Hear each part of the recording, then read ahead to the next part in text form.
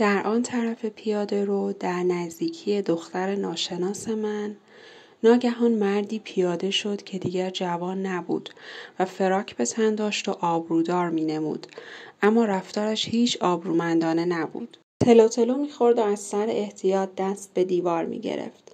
دختر ترسان و شتابان مثل باد پیش می‌رفت، مثل همه دوشیزگانی که شب در راهند و نمی‌خواهند کسی به فکر افتد که همراهیشان کند. و البته اگر بخت من این آقای سست رفتار را به فکر نینداخته بود که قدم تند کند، او ابداً نمی‌توانست خود را به او برساند.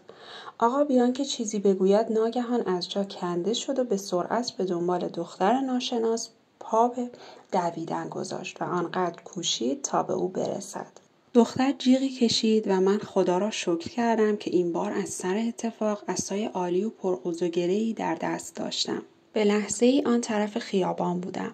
آقای مزاحم فوراً وخامت وضع را دریافت و به ناکامی انکارپذیر خود فکر کرد و چیزی نگفت و دست از تلاش برداشت و تازه وقتی ما خوب دور شده بودیم شروع کرد به اعتراض علیه من با لحنی بسیار تند، اما حرفهایش به زحمت به گوش ما می رسید.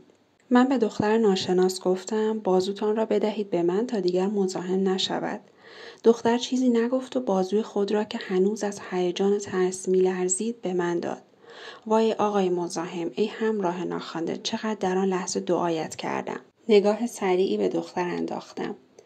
دختر سیاه چشم و بسیار ملیحی بود. درست حدس زده بودم.